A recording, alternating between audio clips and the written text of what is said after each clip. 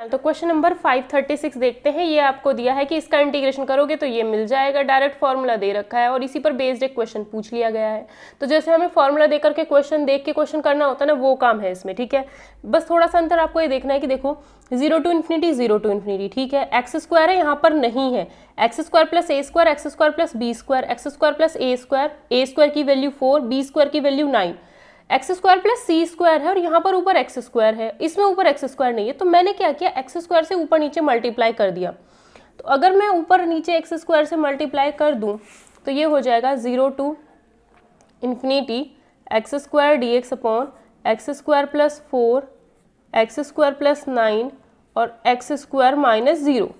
ठीक है, तो यहाँ पे कह सकते हैं कि ये तो हो गया a = 2, b = 3 हो जाएगा और c की वैल्यू तो 0 हो गई क्योंकि x square plus c square है ना। तो इस फॉर्म में मैंने कन्वर्ट कर लिया इस क्वेश्चन को, एक्स स्क्वायर से ऊपर नीचे मल्टीप्लाई किया तो ऊपर एक्स स्क्वायर बन गया, यहाँ पर सी की वैल्यू 0 हो जाएगी। अब मुझे इंटीग्रेशन करना है। इंटीग्रेशन करने के बाद pi upon a plus b plus c plus a आएगा। तो इसका इंटीग्रेशन क्या आएगा, पाई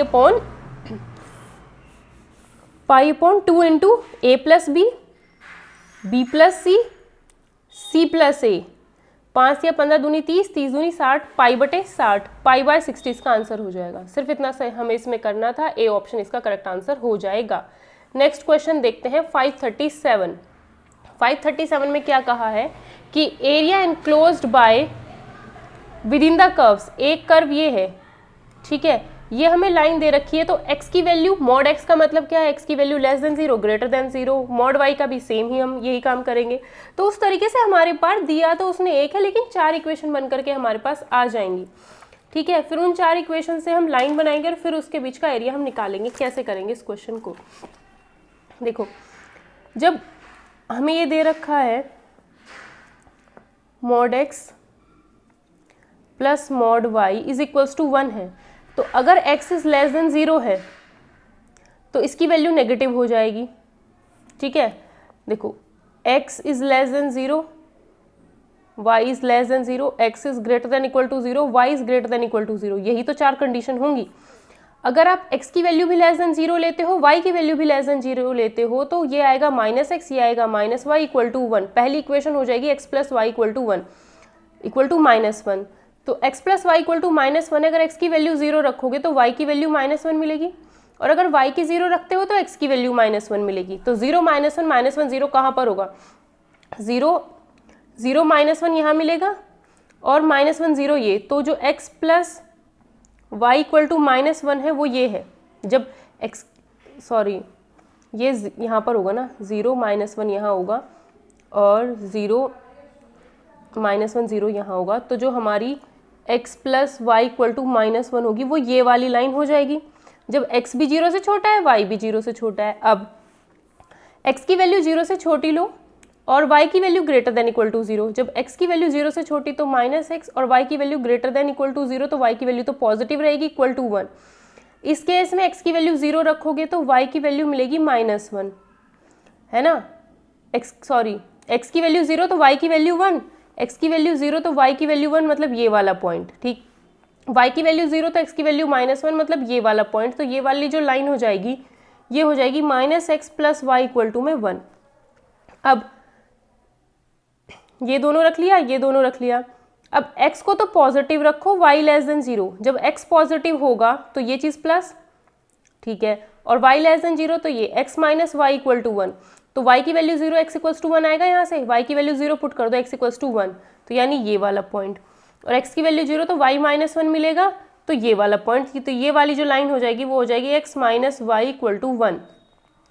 अब दोनों को ही पॉजिटिव अगर रखोगे तो ये भी पॉजिटिव, ये भी पॉजिटिव, तो x plus y equal to 1 हमारी ये वाली लाइन आएगी। x की वैल्यू 0 तो y 1, y की वैल्यू 0 तो x 1, ये वाला पॉइंट मिलेगा। जोड़ दोगे तो ये बन गया। तो मुझे पता है कि ये जो डिस्टेंस है वो 1 है, ये डिस्टेंस भी क्या है, 1 है, तो ये पूरी डिस्टेंस कितनी होगी, 2। इसी तरीके से ये डिस्टेंस 1 है, ये डिस्टेंस भी क्या है, 1। तो ये क्या है, एंगल 90 डिग्री का है।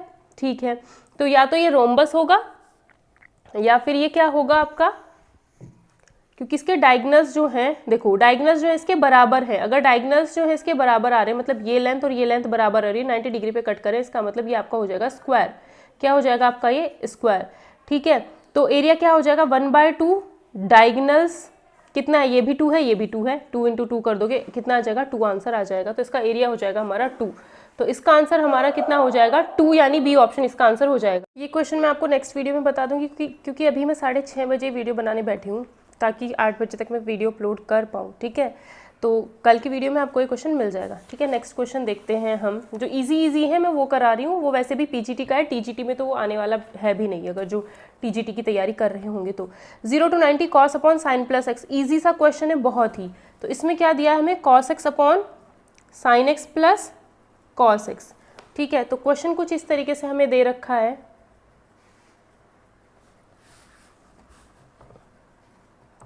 ये हमें दे रखा है क्वेश्चन। ठीक है, तो इसको हम आई मान लेते हैं।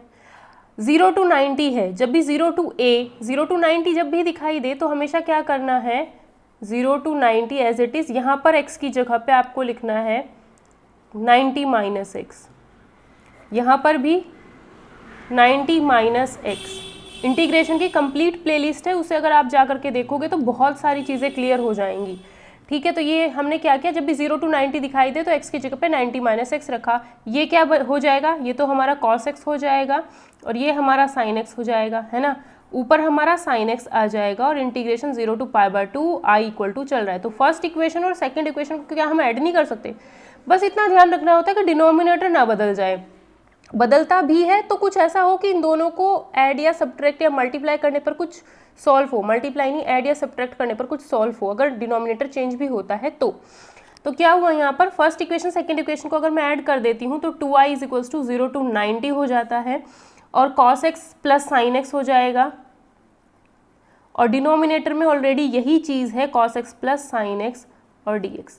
ये क्या हो जाएगा, ये तो सेम से सेम कैंसिल, 1 का इंटीग्रेशन 0 to π/2 में करोगे तो कितना आएगा π/2 ही आएगा, कर सकते हो खुद। 2i = कितना आ जाएगा आंसर, i की वैल्यू π/4। तो ऐसे क्वेश्चन का आंसर हम आसानी से निकाल सकते हैं π/4, यानी डी ऑप्शन इसका करेक्ट आंसर हो जाएगा, डी ऑप्शन। ठीक है, नेक्स्ट क्वेश्चन देखते हैं 540। इसमें कहा है हमें साइन इनवर्स एक्स का whole square upon √1 minus x square. तो मुझे तो सीधा सीधा दिख रहा है कि साइन इनवर्स एक्स को अगर मैं कुछ मान लेती हूँ तो उसका डिफरेंशिएशन नीचे दिख रहा है ना। इंटीग्रेशन की प्लेलिस्ट जा करके देख लेना, जिसे नहीं आता है बहुत सारी चीज़ें क्लियर हो जाएंगी। 0 to 1 ये दे रखा है, मुझे पता है कि अगर मैं इसका डिफरेंशिएशन करूंगी तो ये मिलता ही मिलता है, तो इसको मैंने t मान लिया, साइन इनवर्स x को t मान लिया, इसका differentiation 1/√1 minus x square dx = dt। तो इस चीज़ को यानी यहाँ पर जो dx अपॉन में ये जो चीज़ थी उसको मैंने लिख दिया dt, साइन इनवर्स x को लिखा t और उसका होल स्क्वायर है तो t² आ जाएगा, ये साइन इनवर्स x का होल स्क्वायर तो t² आ गया। ठीक है, अब यहाँ पर x था तो लिमिट भी x की थी, तो इन्हें भी बदल दो, जब t है तो ये वैल्यू भी t की होनी चाहिए। तो जब आप यहाँ पर x की जगह पे 0 रखोगे, लोअर लिमिट ये 0 यहाँ रखोगे तो साइन इनवर्स 0 0 ही होता है, तो t की वैल्यू तो आपको 0 मिलेगी। जब यहाँ 1 रखोगे तो साइन इनवर्स 1 कब आता है, जब x की वैल्यू, जब एंगल की वैल्यू आपकी 90 होती है, तो ये t की वैल्यू कितनी मिल जाएगी तब 90, तो यहाँ पे 90 आ जाएगा। t² dt, t² का इंटीग्रेशन t³ 0 to π/2 रखना है, सॉल्व करना है, π³ आंसर आ जाएगा, यानी π³ मतलब ए ऑप्शन इसका करेक्ट आंसर हो जाएगा। Next question, value of a⁻√x upon √x दे रखा है। ठीक है, तो इसको हमें इंटीग्रेट करना है। तो मुझे पता है कि अगर मैं इसको t मान लूँ, इसको t मान लिया और इसका डिफरेंशिएशन 1/2√x dx = dt हो जाएगा, तो dx अपॉन √x, ये 2 भी यहाँ से हटा करके इधर पहुँचा सकते हो और इसकी वैल्यू आप रख सकते हो 2dt रख दिया, a की पावर कितना हो गया, इसको मैंने t लिख दिया, इंटीग्रेशन = 2 अब देखो 2 तो बाहर आ जाएगा, a की पावर t का इंटीग्रेशन होता है a की power t upon log base e a। ठीक है, इसका यही होता है, बस ये जो a है log बेस e a करके नीचे लिख दिया जाएगा। तो t की जगह पे √x वापस लिख देना है, क्योंकि √x को हमने t माना था, सिंपल।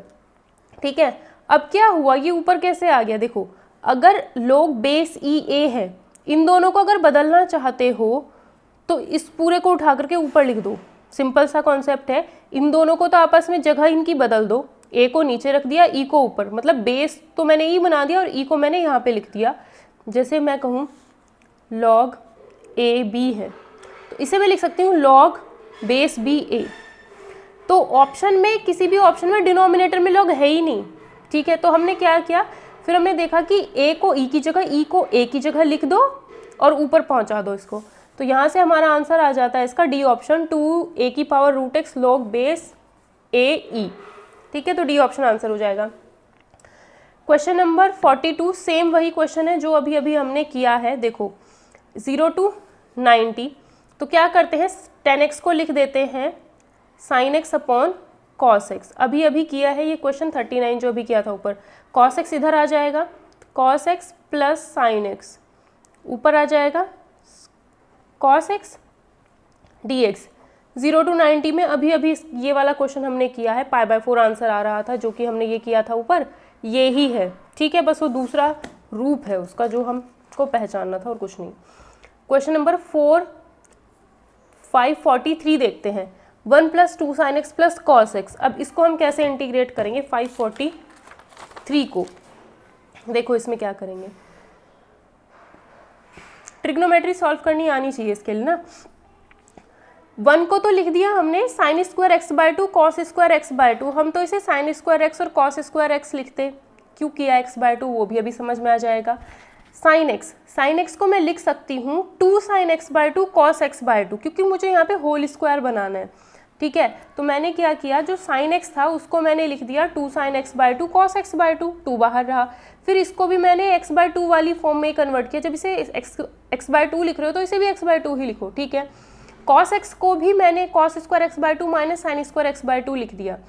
ठीक है, तो यहाँ से क्या हुआ, cos square x/2 cos square x/2 तो हो गया डबल। ठीक, अब क्या हुआ, sin स्क्वायर x/2 से sin स्क्वायर x/2 कैंसिल हो गया, तो कुछ राहत मिली, यहाँ से ये कैंसिल, ये चीज़ हमारे पास बची 4 sin x/2 cos x/2। अब क्या किया, इसमें से 2 कॉमन ले लिया। ठीक है, cos स्क्वायर x/2 भी कॉमन ले लिया। ठीक है, तो जैसे ही चाहे तो आप ऐसा कर दो कि यहाँ पे मुझे 1 बनाना है, तो मैंने 2 cos स्क्वायर x/2 से ऊपर और नीचे डिवाइड कर दिया, ये चीज़ भी कर सकते हो। तो मैंने यहाँ से 2 और cos स्क्वायर x/2 कॉमन लिया, तो यहाँ पे तो 1 बचेगा, इसकी जगह पे तो 1 हो गया, प्लस 2 यहाँ से ले चुके हो तो 2 बच गया। अब cos स्क्वायर x/2 कॉमन लिया है, मतलब एक तो आ गया बाहर, मैंने क्या किया, इसको ऊपर cos x/2 और नीचे भी cos x/2 से डिवाइड किया, तो ये वाली चीज़ तो बाहर आ गई। sin x/2 cos x/2 बचा, तो ये हो गया 2 tan x/2। नहीं समझ में आ रहा है तो ऊपर डिवाइड कर दो 2 cos स्क्वायर x/2, क्योंकि मुझे यहाँ पर 1 बनाना है, और यहाँ पर भी पूरा 2 cos स्क्वायर x/2 से डिवाइड कर देना। ठीक है, अब ये cos स्क्वायर तो sec स्क्वायर में कन्वर्ट हो जाता है, और जैसे ही मैं tan x/2 को t मानूंगी तो sec square x/2 dx dt में कन्वर्ट हो जाता है। तो वही है, बल्कि मैं इसको ही नहीं बल्कि इस पूरे को मानूंगी, क्योंकि 1 का अगर डिफरेंशिएट कर भी दिया जाए तो वो 0 ही होना है। चाहे आप सिर्फ इसको मानो चाहे इसको मानो, तो ज़्यादा को मानना चाहिए हमेशा। तो मैंने इस पूरे को क्या मान लिया, t मान लिया, तो 2 तो इसका तो 0 हो गया, 2 एज इट इज़। 10 का होता है sec स्क्वायर, जो एंगल था वही, x/2 का दोबारा करोगे तो 1/2, 2 से 2 cancel, sec square x/2 dx dt। तो मतलब ये चीज़ तो dt में कन्वर्ट हो गई, और इस चीज़ को मैंने नीचे t लिख दिया। ठीक है, तो dt/t, अब इसका इंटीग्रेशन आप कर सकते हो। 1/t का क्या होता है, log t, और तो log ये हो गया मेरा t की वैल्यू क्या थी, ये थी t की वैल्यू, t की जगह पे वापस ये रख दिया, 1/2 1 + 2 tan x/2 आ जाएगा। सी ऑप्शन करेक्ट आंसर इसका हो जाएगा। ठीक है, उसके बाद क्वेश्चन देखते हैं -π/2 से π/2, और इसका इंटीग्रेशन हमें करना है। तो पहले तो हम इसकी मल्टीप्लाई अंदर कर लेते हैं। ठीक है, तो जैसे ही हमने अंदर मल्टीप्लाई की, हमें सिर्फ अभी मतलब है फंक्शन से, जो ये फंक्शन दे रखा है, इसकी मल्टीप्लाई करने के बाद ये 2 फंक्शन बनेंगे। जब भी -a to a, -π/2 से +π/2 अगर लिमिट जा रही है, -a to ऐसे हो -a to a, तो हमेशा क्या करना है, ये जो फंक्शन है ये भी इसी लिमिट में इंटीग्रेशन होना है, इसका भी और इसका भी इसी लिमिट में होना है। तो -a to a अगर है तो हम क्या करेंगे, x की जगह पे -x रखो। तो जब आप यहाँ x की जगह पे -x रखोगे तो ये फंक्शन जो है वो नेगेटिव बन जाएगा। मतलब f -x रखने के बाद हमें -fx अगर मिलता है तो डायरेक्ट आपका आंसर 0 आना है। ठीक है, तो अगर मैं यहाँ पर x की जगह पे माइनस रखूँ तो ये आएगा मेरा -sin³x, क्योंकि यहाँ पर माइनस रखोगे, और फिर sin -x तो माइनस का होता है, तो क्यूब है पावर, तो माइनस तो बाहर आना ही है। मतलब इस तरीके से ये हमने किया sin³ -x cos square -x, cos तो माइनस को खा जाता है, तो ये तो cos स्क्वायर x ही रहा। sin -x कितना हो जाएगा, -sin x, और क्यूब है तो क्यूब, माइनस का भी क्यूब करोगे इतना, तो हमारा क्या आ जाता है, इतना आ जाता है, तो नेगेटिव हो गया। जो फंक्शन दिया था उसका नेगेटिव बन गया, तो यानी इसका इंटीग्रेशन तो 0 है, तो इसका काम तो यहीं ख़त्म हो गया। अब मैं इसमें रखूँ, अगर आप यहाँ x की जगह माइनस एक्स रखोगे तो कॉस क्यूब ही रहेगा, क्योंकि cos minus x cos x ही होता है। और अगर यहाँ पे रखोगे साइन माइनस एक्स और फिर इसका होल स्क्वायर, इस स्क्वायर का मतलब होल स्क्वायर ही तो है, तो sine minus x minus sine x आएगा, और इसका होल स्क्वायर करोगे तो साइन स्क्वायर ही रहेगा, मतलब एज इट इज़ रहेगा, इसमें कोई चेंज नहीं होगा। तो इसका इंटीग्रेशन करना पड़ेगा। और ये है माइनस π/2 से प्लस π/2 dx, तो इसका वैल्यू क्या हो जाएगा, डबल हो जाएगी। मतलब इस तरीके से कुछ माइनस π/2 से π/2, सिर्फ इसका इंटीग्रेशन करना है तो डबल हो जाएगा 0 to π/2, इसमें कन्वर्ट हो जाएगा ये, ठीक है। अगर ऑड फंक्शन है, मतलब माइनस एक्स रखने पर माइनस बाहर आ जा रहा है, पूरा फंक्शन एज इट इज़, और माइनस बाहर आ जाता है तो 0, और अगर माइनस वो खो जाता है, जो का त्यों वही फंक्शन वापस मिल जाता है, तो इंटीग्रेशन करते हैं, डबल कर देते हैं और 0 से लिमिट चली जाती है। और ये अब मैंने क्या किया, कॉस क्यूब को लिखा मैंने cos square x into cos x, इस कॉस स्क्वायर एक्स को 1 माइनस साइन स्क्वायर एक्स लिख दिया, साइन स्क्वायर था, साइन एक्स को टी मान लिया, साइन एक्स को टी माना तो साइन एक्स का differentiation cos x D x बराबर डी टी हो गया। तो यहाँ पे क्या आ गया, इसको टी लिख देंगे, cos x D x D T में चेंज हो गया, ठीक है। और जब यहाँ पर 0 रखोगे, लोअर लिमिट 0 रखोगे तो टी की वैल्यू 0 मिलेगी, लोअर लिमिट π/2 रखोगे तो यहाँ पर टी की वैल्यू 1 मिलेगी, तो 0 to 1 1 minus T square into T square, T square के अंदर इंटू कर दो, सिंपल एक्स की पावर एन वाला फॉर्मूला अप्लाई करना है, इंटीग्रेशन करना है, 0 to 1 लिमिट डालोगे, 4/15 इसका आंसर आएगा। इसमें 8/15 दे रखा है, बट 4/15 इसका करेक्ट आंसर होगा। नेक्स्ट क्वेश्चन में कह रहा है area line between the parabola and it's latest rectum. तो इसमें क्या होगा भाई, पैराबोला और उसकी लेटस्ट रेक्टम के बीच में हमें बताना है। तो यहाँ पर जो पैराबोला दिया है वो दिया है y² = 4ax।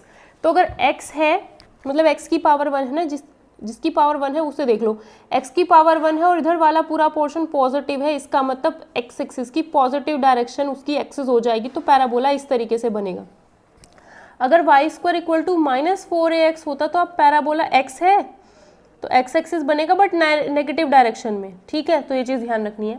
तो लेटेस्ट रेक्टम जो होती है, ये जो डिस्टेंस है a है, ये हमारा a0 फोकस हो जाता है, और जो लेटेस्ट रेक्टम होती है वो ये लेंथ होती है लेटेस्ट रेक्टम, ठीक है, जो कि a यानी इस पैराबोला के फोकस से होकर के जाएगी, ठीक है। तो ये हमारी क्या हो जाती है, इसकी लेटेस्ट रेक्टम। वो क्या कह रहा है कि पैराबोला मतलब ये और उसकी जो लेटेस्ट रेक्टम है, इन दोनों के बीच का एरिया, मतलब ये सारा का सारा हमें बताना है, ठीक है। तो क्या करेंगे, जितना ऊपर बनेगा उतना ही नीचे बनेगा। तो मैंने क्या किया, 0 से a मैंने स्ट्रिप डाल दी ऐसे, जब मैंने ऐसे स्ट्रिप डाल दी तो ये बन गई, छोटा सा पार्ट हो गया dx। तो ये छोटा सा, तो x एक्सिस का छोटा सा पार्ट ही तो है, तो उसको मैं dx लिख रही हूँ, तो ये dx लिखा गया। अब यहाँ dx लिखा है तो लिमिट x की जाएंगी, x की लिमिट 0 से कहाँ तक जा रही है, ये तक, यही तो पूरा भाई छोटा सा पार्ट है, छोटा छोटा छोटा ये सारे पार्ट लेते रहो तो 0 से पूरा ये बन जाएगा ना, तो 0 से ये लिमिट हो गई, ठीक है। यहाँ पर लिखा जाता है y का मतलब है ये कर्व, y की वैल्यू इस कर्व से निकाली जाएगी, क्योंकि अगर ये कर्व लिखोगे तो उसके नीचे का एरिया आता है, ठीक है। तो y की वैल्यू यहाँ से निकालेंगे √4ax और डबल कर देंगे, क्यों, क्योंकि ऊपर नीचे 2 पोर्शन थे। तो ये हो गया हमारा, इसमें से कांस्टेंट चीज़ें, 4 का 2 बाहर आ गया, √a बाहर आ गया, √x बचा, √x का इंटीग्रेशन x की पावर 3/2/2/3 4√a 0 to a, बस यहाँ पर x की जगह पे a रखोगे, इसको सॉल्व करना है खुद, 8a² 3 आ जाएगा इसका आंसर। तो यहाँ पर आंसर हमारा आ जाएगा ए ऑप्शन, इसका करेक्ट आंसर हो जाएगा।